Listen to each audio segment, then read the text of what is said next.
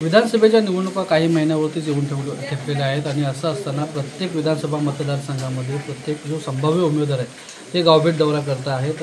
सध्या माझ्यासोबत शिवसेनाचे संभाव्य उमेदवार योगेशदादा कदम आहेत। दादा मला सांगा, या निवडणुकीमध्ये नेमके कोणते मुद्दे महत्त्वाचे ठरणार आहेत आणि काय आव्हान नेमकं वाटतं? नाही, माझ्यासमोर कुठलं असं बलाढ्य आव्हान आहे असं मी समजत नाही, कारण शेवटी मागील 5 वर्ष जनतेशी असलेला संपर्क, मागील 5 वर्षामध्ये मी पूर्ण केलेली कामं, ह्या जोरावरती मी ही निवडणूक लढवणार आहे। आणि महत्त्वाचा विषय ह्या निवडणुकीमध्ये मी जनतेपर्यंत समोर घेऊन जातो तो म्हणजे उद्योग आणि व्यवसायाचा विषय आहे। माझ्या दापोली मतदारसंघामध्ये 2 प्रमुख प्रकल्प हे सन्माननीय एकनाथ शिंदे साहेबांच्या नेतृत्वाखाली आम्ही सर्व आमदार काम करत असताना उद्योगमंत्री उदय सामंत साहेब यांच्या माध्यमातून मंडणगड तालुक्यामध्ये 1000 एकरमध्ये नवीन MIDC करायचा निर्णय हा घेतलेला आहे।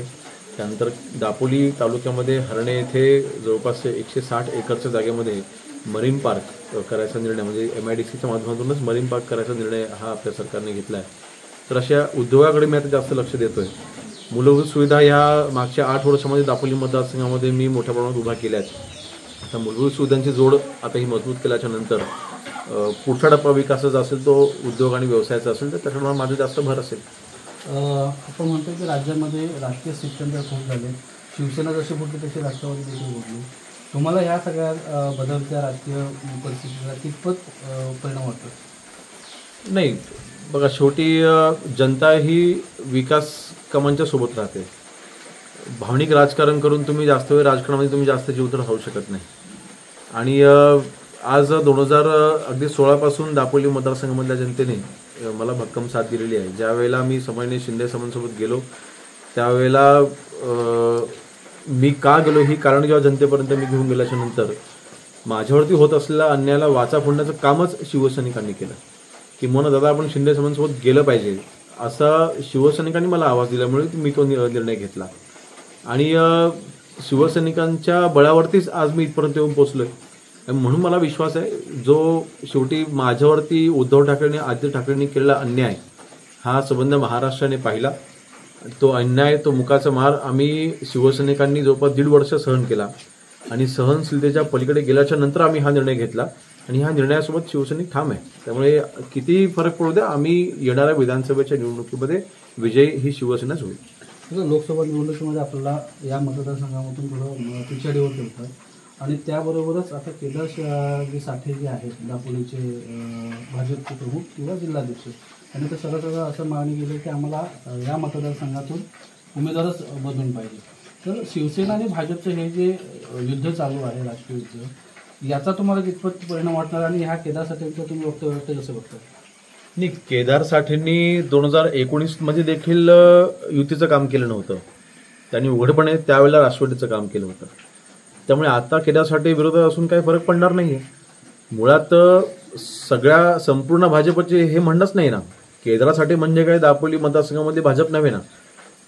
युतीला मानणारे, हिंदुत्वाला मानणारे भाजपचे अनेक कार्यकर्ते आहेत, ज्यांनी अनेकांनी मला थेट संपर्क करून देखील मला अनेक वेळेला सांगितलं, मागच्या अगदी काही दिवसामध्ये देखील सांगितलं, आजही मला बोलतात की दादा युती म्हणून तुम्हाला जर का सीट जाहीर झाली आम्ही 100% युती म्हणून तुमच्या सोबत असू।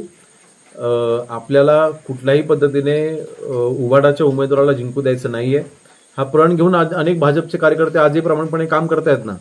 आणि ते केदार साठेचं ऐकणार नाही हा माझा विश्वास आहे। जसं 2019ला झालं, 2019ला जेव्हा केदार साठेंनी माझ्या विरोधामध्ये काम केलं त्यावेळेला सगळ्यात भाजपच्या कार्यकर्त्यांनी त्यांचं ऐकलं नाही ना। पुन्हा त्याचीच पुनरावृत्ती होईल।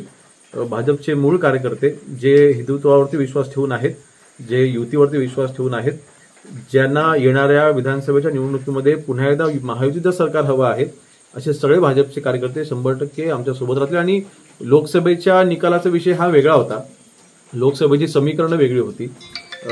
शेवटी जेव्हा तटकरे साहेबांना तिकीट मिळाल्याच्या नंतर त्याची अनेक कारणं होती, परंतु आता त्यावेळेला गीतेंनी देखील एक सामाजिक विषय पुढे आणला होता, भावनिक आवाहन केलं होतं, त्याचा देखील परिणाम झाला। परंतु आता त्या सगळ्या गोष्टी आता घडणार नाही। आता विधानसभेच्या निवडणुकीला सामोरं जात असताना 100% जनता ही माझ्यासोबत राहील। किंबहुना लोकसभेच्या निवडणुकीला अनेक जवळपास आमचे 25 ते 30 हजार आमचे मुंबईकर मतदानाला उतरलेच नव्हते. आता जवळपास 45,000च्या पुढे मुंबईकर हे माझे स्वतःचे शिवसेनेचे मतदार हे आता ह्या निवडणुकीमध्ये ज्यावेळेला उतरतील त्यावेळेला मोठा फरक पडणार आहे. शेवटचा प्रश्न, विधानसभा निवडणुकीच्या पार्श्वभूमीवर आता राजकीय दौरे सुरू झालेले आहे.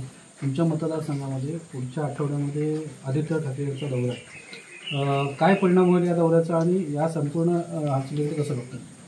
काय झालंय, आदित्य ठाकरेंनी मागच्या 2 वर्षामध्ये 2 दौरे माझ्या दापोली मतदारसंघामध्ये केले. ते ज्या ज्या वेळेला येऊन गेले त्या वेळेला माझी शिवसेना वाढलेली आहे. तर त्यांनी अजून 4 वेळा यावं. मी त्यांना निमंत्रण देतोय. त्यांनी माझ्या दापोली मतदारसंघामधून 4 वेळा यावं, किंवा त्यांनी माझ्यासमोर निवडणूक लढवावी. माझं त्यांना आव्हान असेल.